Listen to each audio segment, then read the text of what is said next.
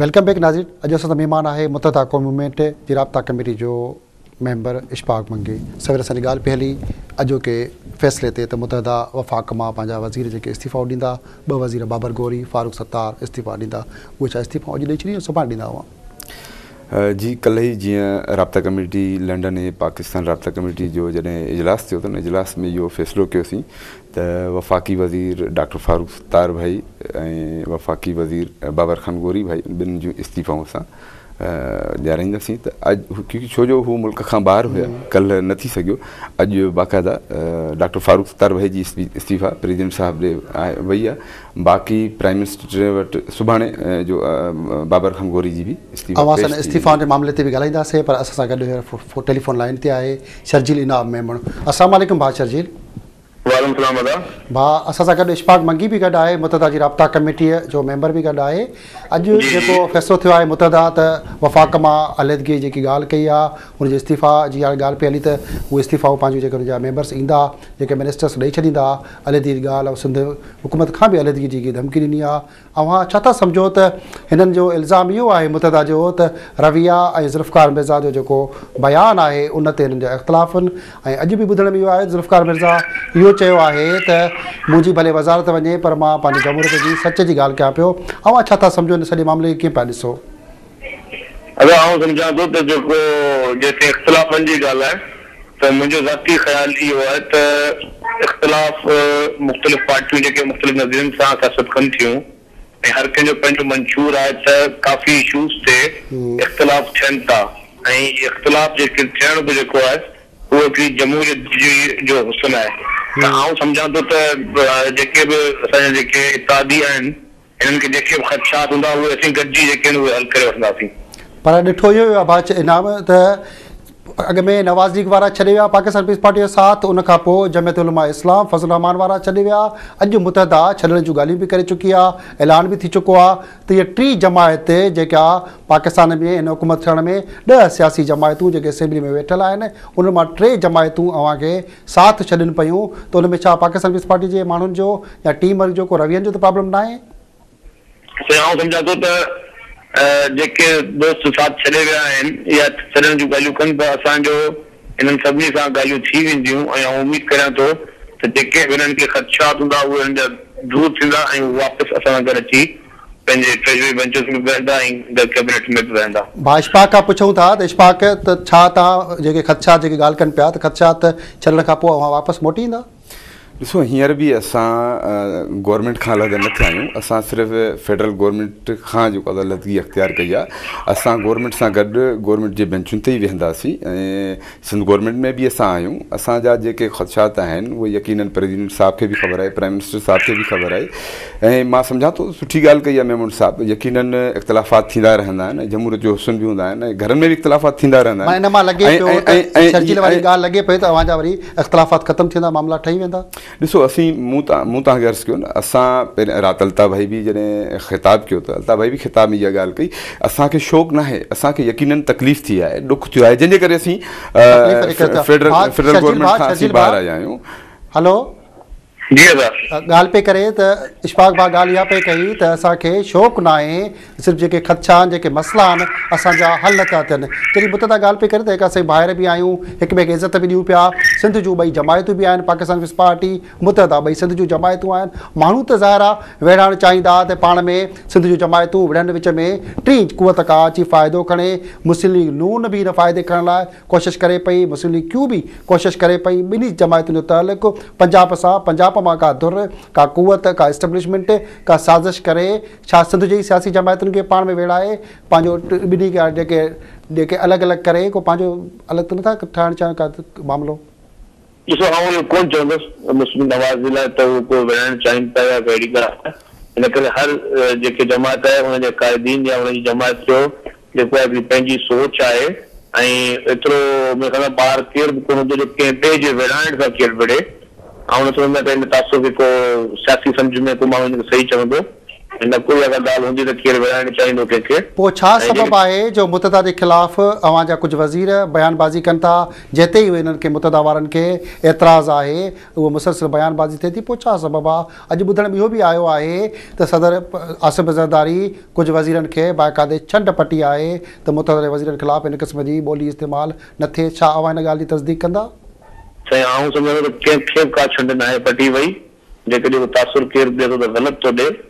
बाक़ी इहो ज़रूरु चयो आहे त सभु इत्तेहादियुनि खे गॾु खणी हलिणो आहे त कंहिंजे ख़िलाफ़ का बयानबाज़ी जेका आहे उहा न कई वञे ऐं थोरो सैफ जो मुज़ाहिरो कयो वञे।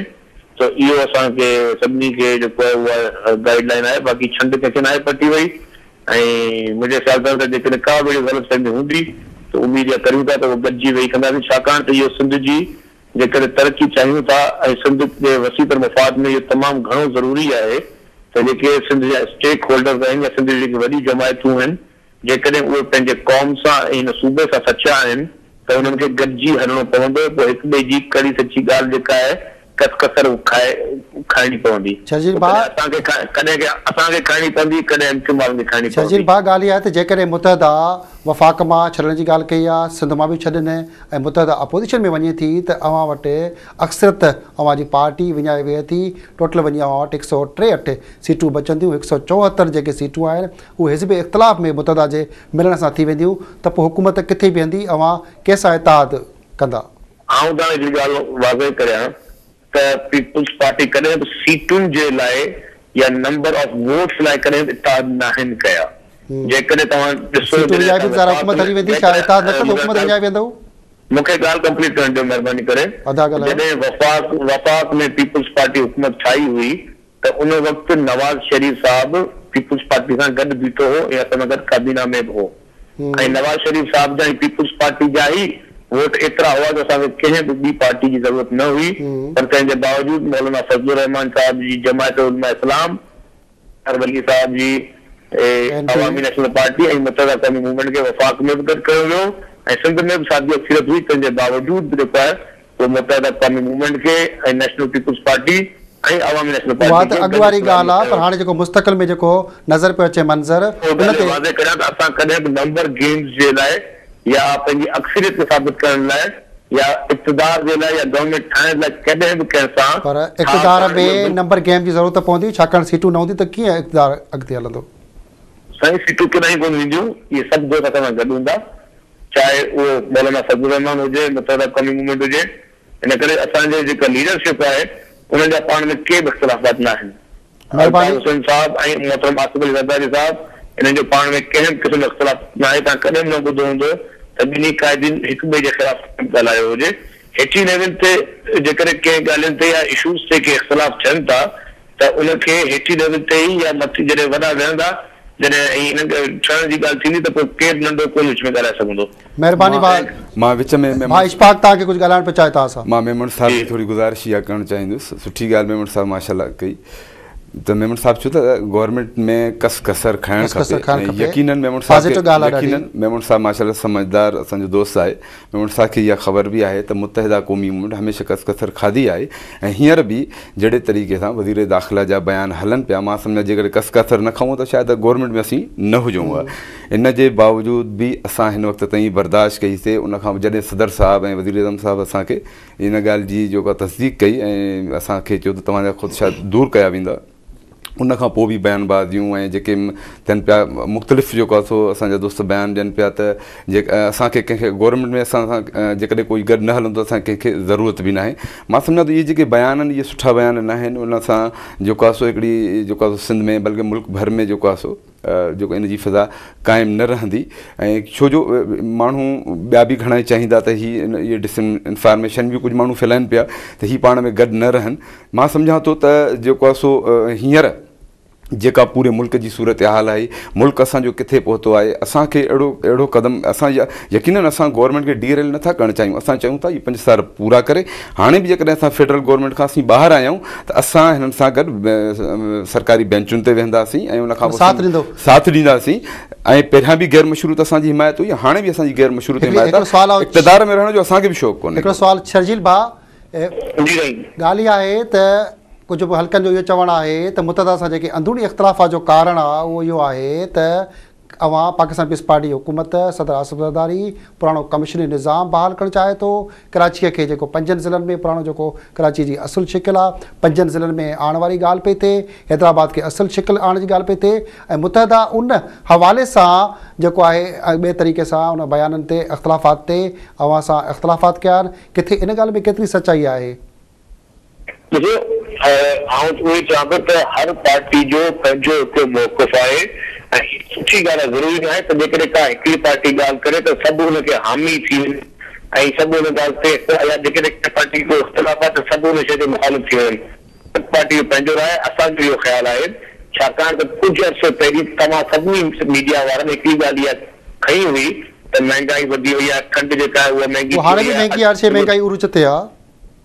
जेकॾहिं उहे सभु ॻाल्हियूं हुयूं त ॻाल्हि उहा ई आहे त जेकॾहिं मैजिस्ट्रेट पावर हेठि न हूंदो, जेकर मैजिस्ट्रेट पावर न हूंदो ऐं माण्हुनि खे उते ऑफिसरनि खे इहो इख्तियार न हूंदो त उहे दुकानुनि ते या फैक्ट्रियुनि ते छापा हणी सघनि त पोइ उहा असीं महांगाई खे कंट्रोल नथी थी सघे। को हिकिड़ो DCO वेही सॼी ज़िले में महांगाई नथो ख़तमु तव्हांखे हेठि लेवल ते जेको आहे उहो मैजिस्ट्रेट पावर ॾियणा पवंदा ताकी माण्हू जेके आहिनि उहे दुकान ते वञी या मुख़्तलिफ़ जायुनि ते वञी इहे छापा हणी सघनि ऐं अवाम जी भलाई जे लाइ महांगाई कंट्रोल कयो वञे।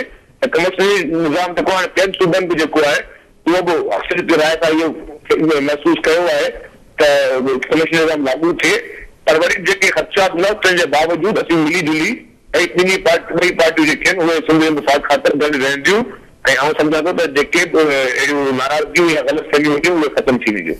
महिरबानी भाउ शर्जील अवां जी। माशपाक ॻाल्हि इहा आई त जीअं मूं शर्जील ॻाल्हि खे तस्दीक करे वरिती त जेको कमिशन निज़ाम हुजणु खपे महांगाई जे कंट्रोल जे हवाले सां मजिस्ट्रेट हुजणु खपनि, छा इहो ई इख़्तिलाफ़ात आहे? कमिशन निज़ाम बहाल थिए, पाकिस्तान पीपल्स पार्टी जो मनसूबो आहे ऐं कराचीअ खे जेके 5 ज़िला जेको ठाहिण जो हिकिड़ी हक़मत मिली आहे, छा उन जी अंदरूनी इख़्तिलाफ़ात जे करे मुतहदा उन खां नथी चाहे त 5 ज़िला कराची जा थियनि या जेके सिंध जेके हैदराबाद जेकी पुराणी शिकिल आहे उहा थिए? त इहो ई वाक़ई सबबु आहे जीअं शर्जील साॻी ॻाल्हि जी तस्दीक कई ऐं हाणे जी कीअं था तस्दीक कयो? ॾिसो, सभ खां पहिरीं त असां करप्शन जे ख़िलाफ़ु आहियूं। असां हर जॻह ते स्टैंड वरितो आहे, जिते बि करप्शन थींदी आहे कॾहिं बि मुतहिदा क़ौमी मूवमेंट उनजो साथ करप्शन में त कॾहिं बि कोन ॾींदी। उन खां अलावा पहिरीं जेकॾहिं हीउ जेको आहे सो कमिशनरी निज़ाम जे हवाले सां या जेकॾहिं हीउ या पुराणा ज़िला बहाल करण जे हवाले सां त पहिरीं ॻाल्हि इहा त असां सां वेहनि, असांखे इतमाद में वठनि। जेसि ताईं असां सां ॻाल्हाईंदा निज़ाम बहाल थिए या न थिए ऐं असां वेहनि, इन ते पाण ॻाल्हियूं सिलसिलो जारी रखंदासीं। पर वक़्तु आहे नंढी ब्रेक जो। नाज़रीन, अॼु सां गॾु आहे मुतहदा क़ौमी मूवमेंट जी राब्ता कमेटी जो मरकज़ी मेंबर इशफाक मंगी साणस सां असांजी सिंध जी सूरत हाल ते मुतहदा क़ौमी मूवमेंट जे हुकूमत सां इख़्तिलाफ़ात जे हवाले सां सिंध जे मुक़दमे में ॻाल्हियूं हलनि पियूं। हितां ई ॻाल्हि सिलसिलो जारी रखंदासीं नंढड़ी ब्रेक खां पोइ।